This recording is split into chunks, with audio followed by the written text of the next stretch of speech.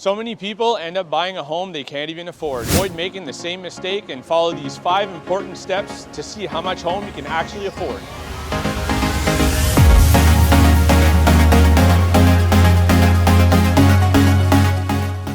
Today we're going to talk about 5 things that are super important in the home buying process, including financial readiness, down payment, getting pre-approved for a mortgage, budgeting for additional costs, and hiring a realtor. The first thing we're going to talk about today is evaluating your financial readiness. Just because you're ready to buy your first home and you have your down payment saved up doesn't necessarily mean that you're all set, ready to go. You should keep in mind a few things that you need along with your down payment, which would be saving up a little bit more, for stuff like closing costs and associated cost of buying your first home.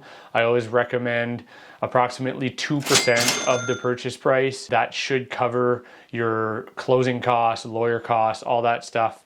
But also you need to be ready to take on, surprises with owning a home, surprise maintenance items like replacing your roof, or a broken window or a leaky faucet. Could you start fixing it pretty soon? The basement is getting awfully flooded, and I think the cat's down there.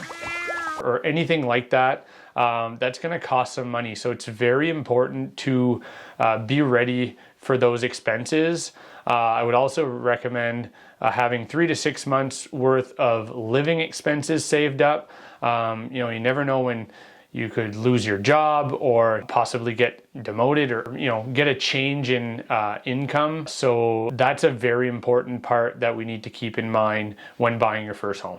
A lot of people think that just because you make enough money and you have a down payment saved up that you can automatically go and buy your home. But the reality of it is that once you own your home, there are some surprises or change in your life that can happen, and you want to have funds saved up so that you can be ready for any type of event that might happen with your home, or sudden job loss or anything like that, so you can continue to make your payments and do the maintenance involved into owning a home and maintaining a home in the right way. Next up, we're going to talk about getting your down payment. Depending on your financials and where you stand at the bank and which bank you might be dealing with or which broker you might be dealing with, there are different types of down payment options when going for a mortgage. So you can look from anywhere to a 5% down up to 25% down, depending on, again, your financial situation, how much you want to put down.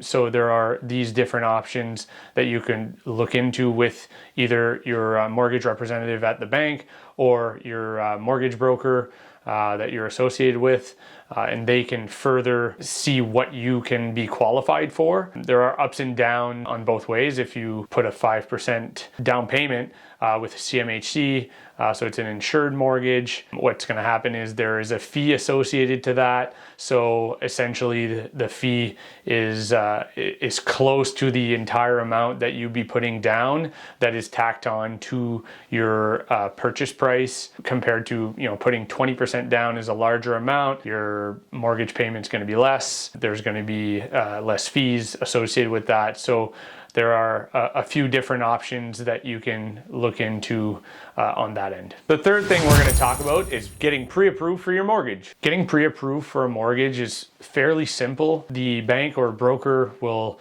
need a few different financial pieces from you to further identify your income and your debt ratio and stuff like that. So it's always important to have a good mortgage representative or a mortgage broker. It's also always a good idea to get a second opinion.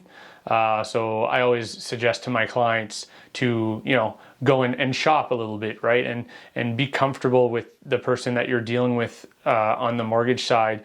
You don't necessarily need to go to your bank that you do your day-to-day banking or online banking with. It's really a preference in terms of the mortgage specialist or the mortgage broker that you feel comfortable dealing with. I always have a list of top mortgage specialists and mortgage brokers for my clients to deal with. I have a very good relationship with them on that end, so that is very important also. Next up, we're going to talk about budgeting for additional costs that many people forget about. Another big factor to consider once you have your home, you purchase your home, you're living in your home, there are some associated costs that you might not be thinking about in terms of monthly bills, including property taxes, insurance, utilities, stuff like that that you might not be used to, especially if you've been renting most of your life. You usually have your rent amount and your heat and light costs. That's usually all you have in terms of renting a unit or a home.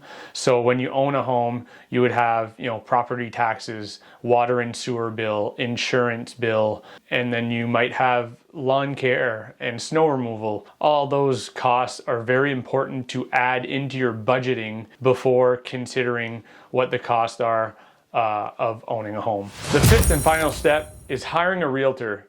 Now, I might be biased to this, but this might be the most important step of all. Hiring a realtor is the most important part in the home buying process. There are so many factors that come into when you're shopping for a home, and all the steps within purchasing that home is very important to have a realtor represent you to make sure that you're not stepping into something that is not for you or not a good deal or has problems that you might not be aware of. So the realtor will ensure that you are working with all of his allied resources to ensure that you're buying the right home for you. Thank you so much for watching, guys. I hope this helps you in your home buying process.